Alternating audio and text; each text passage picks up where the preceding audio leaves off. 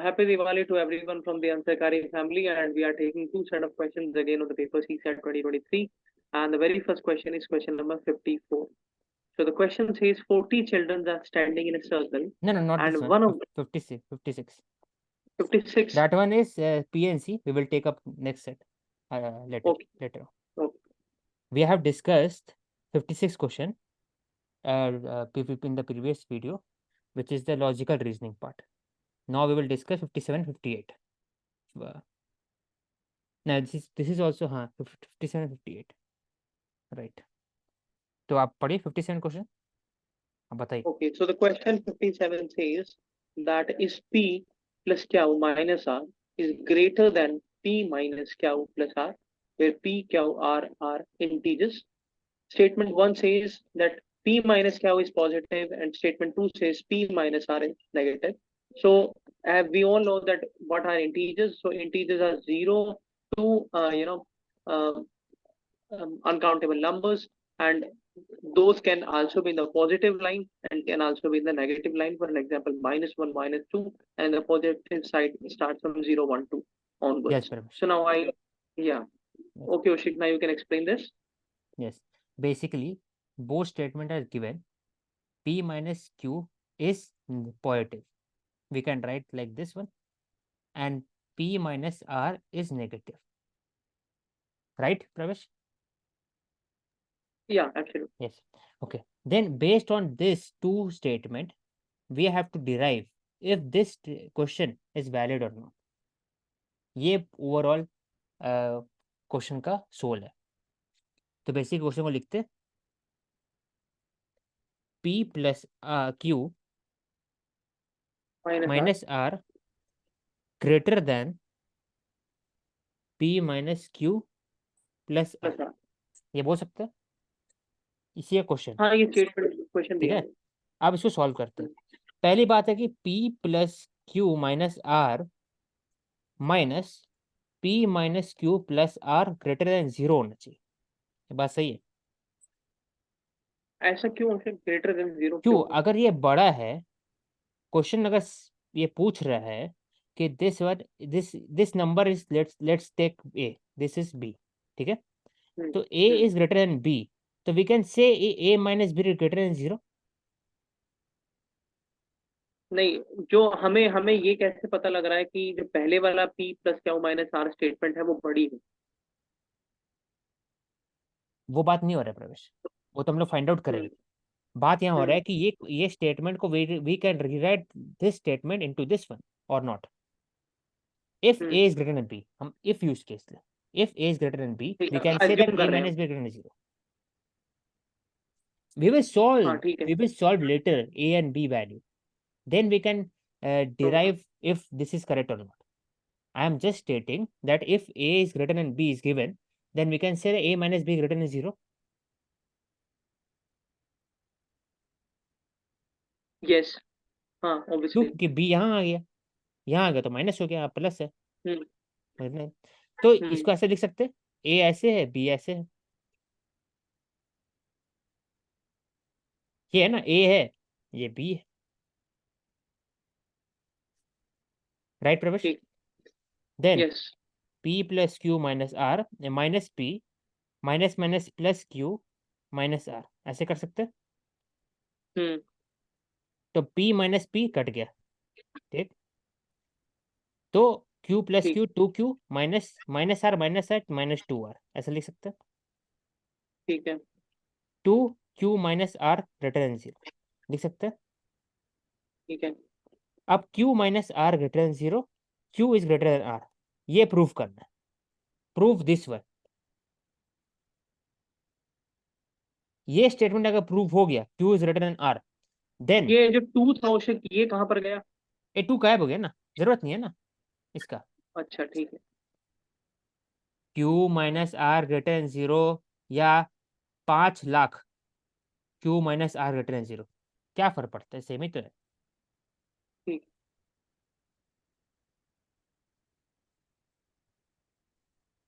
अब दो स्टेटमेंट लेते हैं.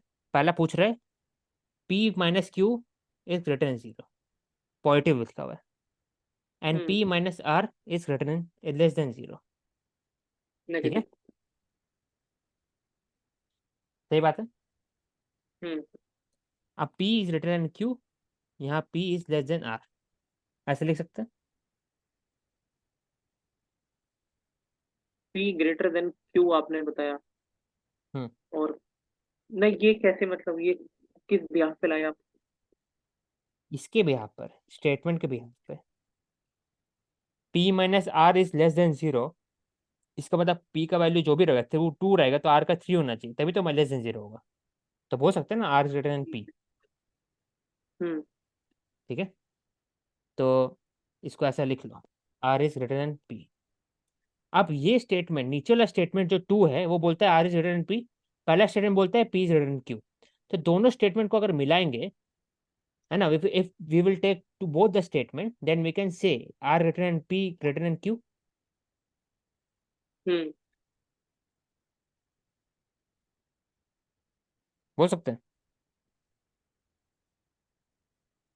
R ग्रेटर देन P, हाँ बोल सकते हैं, ठीक है।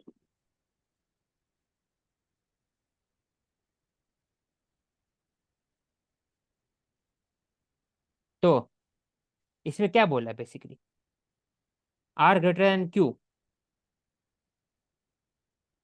तो यहाँ पर क्या नहीं, है R तो ग्रेटर देन P तो है ही, और क्याउ भी ग्रेटर देन R है, तो यानी क्याउ सबसे बड़ा हो गया, आप ये कह रहे हो ना?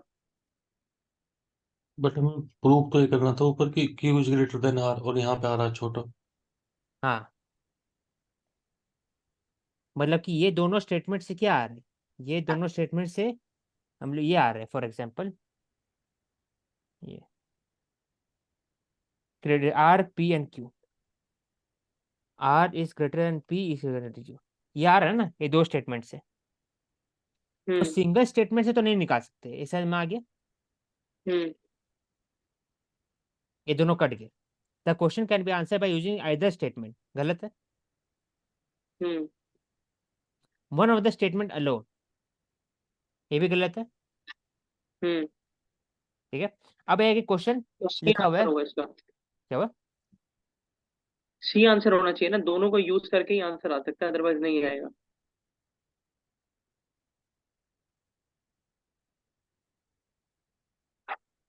तो ये क्वेश्चन क्या पूछा है, इज ग्रेटर देन ये, इज ग्रेटर देन ये ग्रेटर है, तो आपका क्वेश्चन क्या है, नहीं ग्रेटर है, तो आंसर तो कम हम्म से कम आया ना। हम्म ये नहीं पूछ रहे कि, ऐसे नहीं पूछा ये कि P plus Q minus R must be P hmm minus Q plus R. अगर ऐसा हम्म रहता तो इसका आंसर नहीं, गलत आता। क्यों? क्योंकि इससे सॉल्व किए तो हम लोग क्यू ग्रेटर देन आर आया, सही बात है। और ये दोनों स्टेटमेंट को सॉल्व किए तो हम लोग का आया are greater then Q,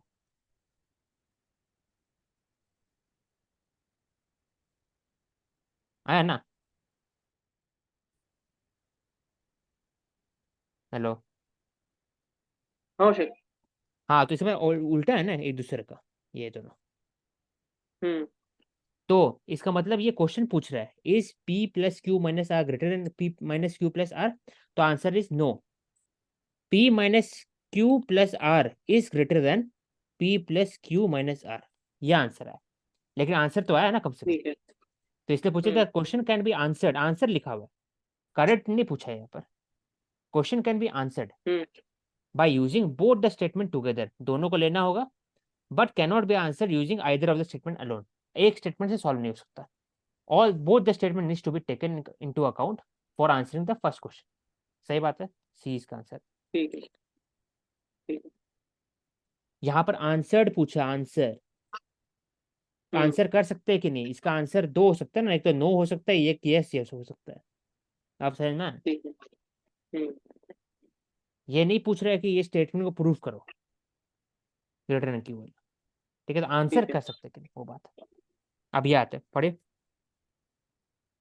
Okay, so the question number 58 says that there is a party where 75% are taking tea, 60% are taking coffee, and 15% are taking both, that is tea and coffee. So no one taking milk takes tea, यानी कोई अगर दूध नहीं लेता है तो वो चाय ले लेता है, each person takes at least one drink. So the last two statements signifying that everyone is taking something, whether it is milk or it is tea. So the question says how many person attended the party, and we have given two statements. Statement first says 50% took milk, and two says number of persons who attended the party is 5 times the number of person who took milk only.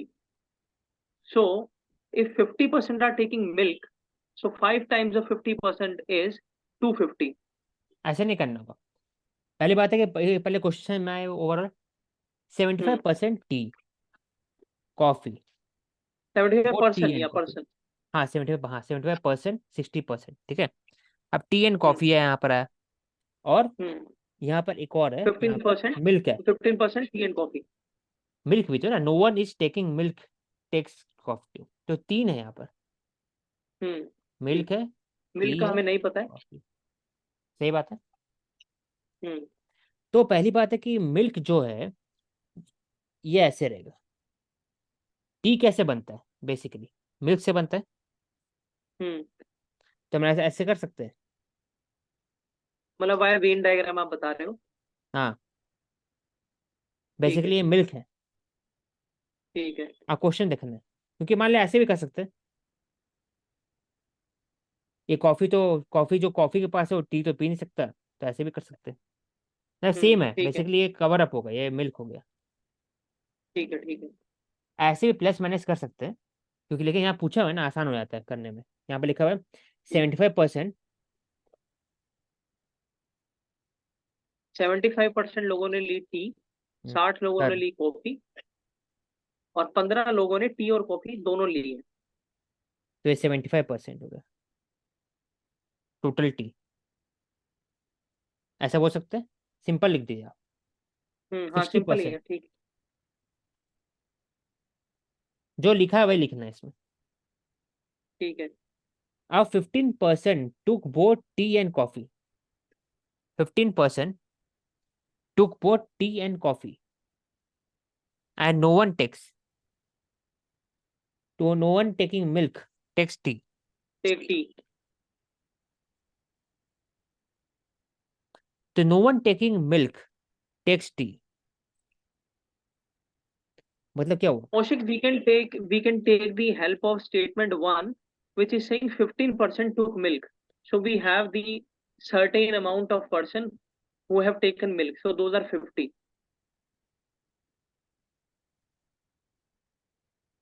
75 लोगों ने T लिया, 60 लोगों ने coffee लिया, तो क्योंकि हम इसमें लिखा ऐसा हुआ है नहीं ना कर सकते कि प्रवेश, यहाँ लिखा हुआ है कि हम्म टुक बोथ टी एंड कॉफी, मतलब कि ये दोनों ओवरलैप करेगा।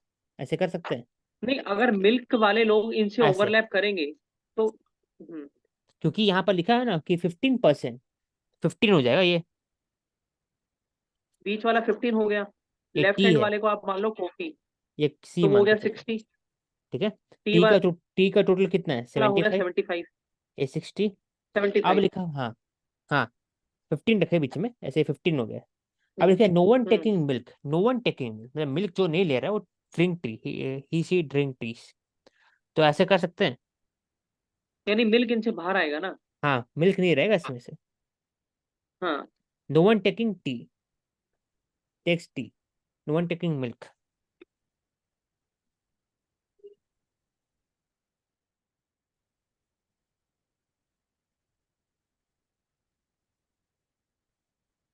ऐसा लिख सकते हैं इसको, no one taking milk, no one taking milk takes tea. जो मिल्क नहीं ले रहा है हम्म वो टी लेता है, इसमें टी रहेगा नहीं बेसिकली मिल्क के अंदर में। हम्म ऐसे नहीं हो सकता, क्योंकि इसका मीनिंग क्या है कि those who are taking milk also taking tea, ये हो गया ना, तो ये नहीं रहेगा बस, हाँ, इसलिए ऐसा तो कर वो सकते भी नहीं हो सकता ना, जो आपने कॉफी के नीचे ड्रॉ किया वो भी नहीं होगा। क्यों नहीं, क्योंकि टी का सिर्फ दिया हुआ है ना, no one taking milk and takes tea comma coffee, ऐसे रहता कुछ, तब ये नहीं होता। यहाँ पर टी का सिर्फ नहीं है, ठीक है यहाँ पर टी है ना सिर्फ, यहाँ पर टी कॉमा कॉफी देता, तब ऐसे बन जाता, अलग से बन जाता फिर। ठीक है। तो ये हो गया बेसिकली मिल्क के लिए। Each person takes at least one drink. Hmm अब इससे पूछा है कि how many attendant the party, how many person attendant the party. तो पहले क्या करते हैं, हर एक को एरिया को डिनोट कर लेते हैं एक्स वाई जेड करके, ठीक है। इसको कंटिन्यू करते हैं इसमें यहाँ से।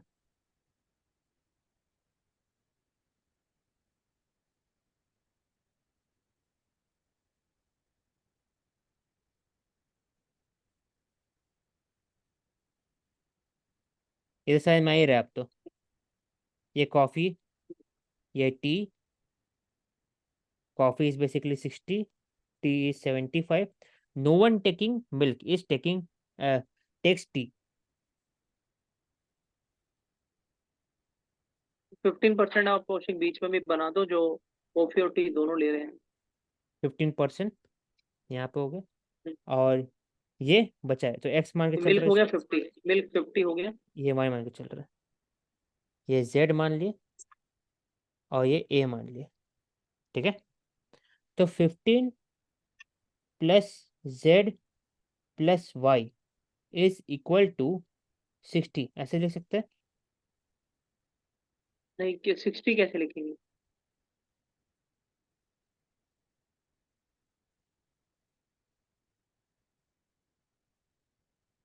ऐसे कर सकते हैं।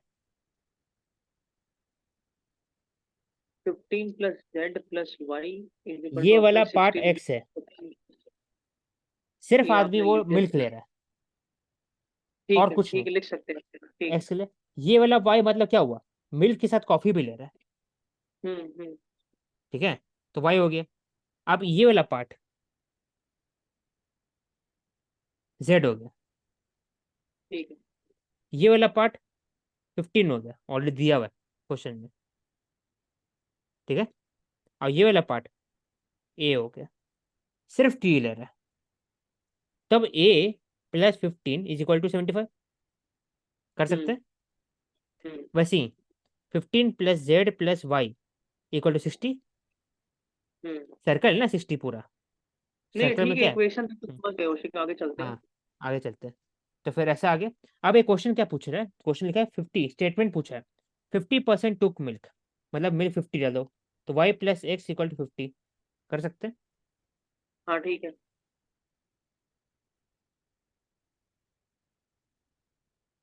और number of person who attended the party, number of person who attended the party कितना हो। 5 टाइम्स ऑफ द मिल्क हो गया ना, यानी 250। टोटल जो लोग हैं वो 250 है।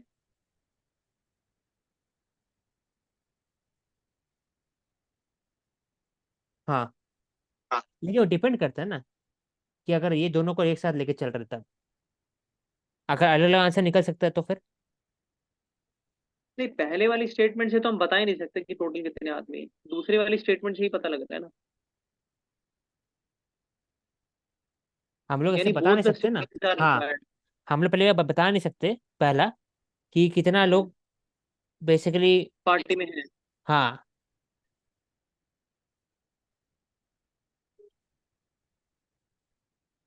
क्योंकि यहाँ पर ये फाइंड आउट करना पड़ेगा, ये फाइंड आउट करने बिना हम लोग निकाल नहीं सकते बेसिकली। हम्म तो पहला मान के चलते हैं स्टेटमेंट वन में 50 मान के चलते हैं, 50% टुक मिल्क, तो एक्स प्लस वाई वाला 50 हो गया, समझे। तो वाई का वैल्यू हाँ, कहीं से ठीक। आ नहीं रहा, जेड का वैल्यू भी नहीं पता है, तो फाइंड आउट कर हम्म सकते हैं। नहीं, नहीं कर टोटल सकते, नंबर नहीं निकाल सकते ना। नहीं निकाल सकते तब भी, तो वन से तो पता ही नहीं लगा सकते। अब सेकंड में आते हैं। हम्म सेकंड में क्या, number of party, number of people who have attended party 5 times number of people who have attended the milk, तो अटेंडेड द मिल्क तो अगर कितना हुआ। पहली स्टेटमेंट के बारे में नहीं पता है तो दूसरी स्टेटमेंट से भी आंसर नहीं निकलेगा। क्योंकि जब हमें यही नहीं पता कि मिल्क लेने वाले लोग 50 हैं, तो हम 5 टाइम्स किसका निकालेंगे?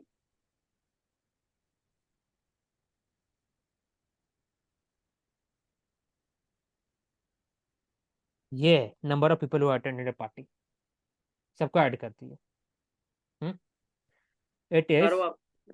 5 times the number of people who have taken only milk, only milk, ये। हम्म तो 15 प्लस जेड प्लस 60 होता है।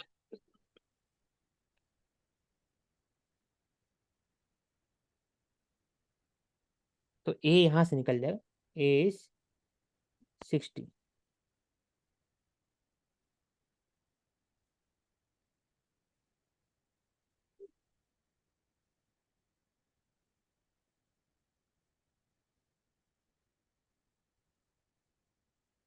एक्स 30 निकल गया। तो एक्स 30 हो गया, तो वाई हो गया 20, जेड हो गया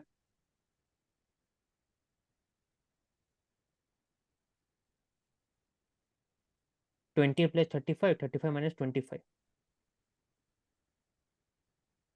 जेड, एंड ए तो पता ही है 60। पता चल गया। हाँ, कितना पता लगा है? 50। स्टेटमेंट 2 से पता चल गया। तो कितना लोग आए, नंबर ऑफ पार्टी में कितने लोग आए, तो 120 है। 250। 120 प्लस नहीं, 120 प्लस 30, ये 60 है। लेकिन उसका दूसरी स्टेटमेंट के हिसाब से देखें तो 250 बन रहे हैं।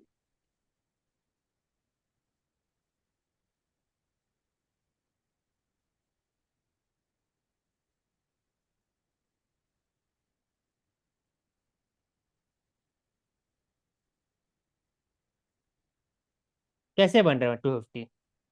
क्या लिखा है भाई यहाँ उसने पर? बोला वही देखा, अब 50 समझ में लोगों आ ने गया। देख हाँ लिया। देखा गया, क्या लिखा है यहाँ पर? यहाँ लिखा number of person who attended the party. ठीक है, नंबर ऑफ पर्सन क्या हुआ, हम्म तो ये पूरा, अब मैं कर रहा हूँ, समझ में आ गया, ये पूरा हो गया, ये पूरा, फिर ये पूरा, ये, फिर ये वाला, फिर ये वाला। सही बात है, हम्म सबको ऐड करें तो ये आएगा। तो ये क्या है, ये 60 हो गया, ये एक्स का वैल्यू 30 हो गया, 60, तो कितना 150 हुआ, हुआ ना। हम्म अब क्या लिखा हुआ है यहाँ पर कि who took milk only. Milk only क्या हुआ यहाँ पर, सिर्फ ये 30 वाला पार्ट हुआ मिल्क, सिर्फ 30 30, ठीक है ठीक। 30 ना। हाँ तो तो इससे 150 निकल, आ रहा है। तो बेसिकली जो question can be answer using one of the statement alone but cannot be answer using the other statement. इससे आप आंसर नहीं कर सकते, स्टेटमेंट 1 से नहीं आंसर कर सकते, हम लोग 1 देख रहे थे। You cannot answer hmm this statement using statement number 1, you can only answer by statement number 2। तो इसका आंसर ए है। सही ठीक है। ना?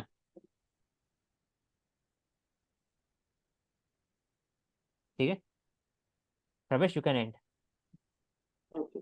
So thank you so much and wish you all the best and we'll meet on another set of questions in the coming series. Thank you so much.